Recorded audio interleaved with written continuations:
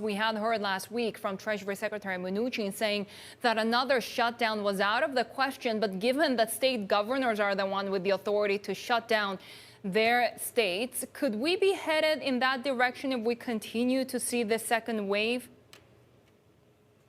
Well, I think you'd have to take it state by state, even city by city. Now, Houston, Texas is one city that has possibly thought about reimposing a lockdown. I think it may not be the last one that we hear of in the next sort of weeks and months to come.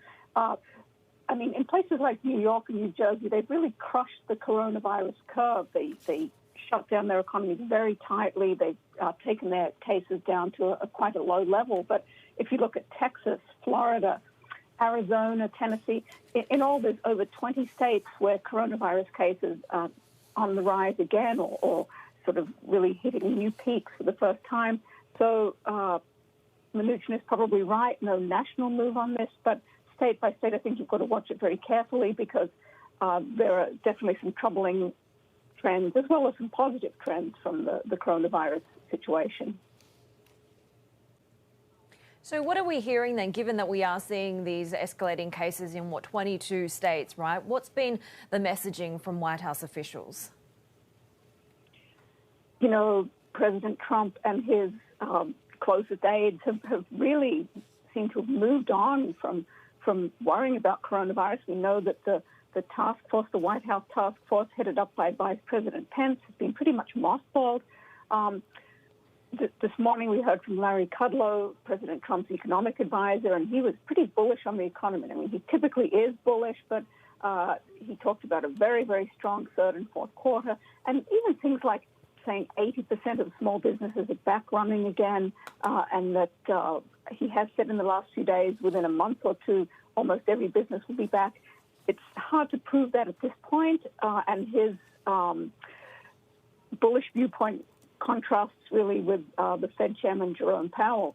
It was kind of an interesting double take on TV this morning. We had Kudlow saying that by the end of the year, unemployment will be below 10%. We had Fed Governor Robert Kaplan of Dallas saying it will be above 8%. So maybe 8 to 10% is the sweet spot. But certainly White House officials have moved on. They don't seem to be focused on the caseload, but instead about what's next.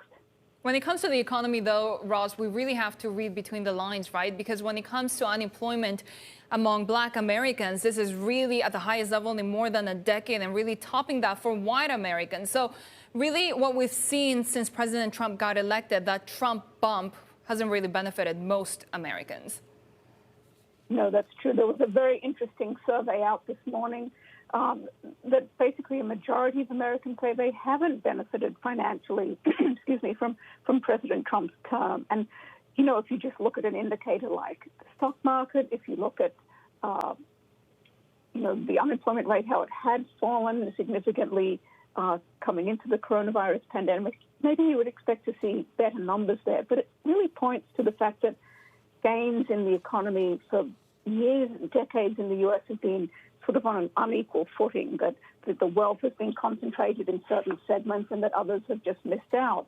And we've heard a lot in the past few days and weeks from officials, even Fed officials and others, about as the economy recovers, they'd like to see it become more inclusive. Now, we don't know really that there's a lot of policy ideas behind that, but it may be that we've come to a sort of a tipping point where policy will try to be more inclusive, and as wealth is accrued in the U.S., that it's on a more equal footing.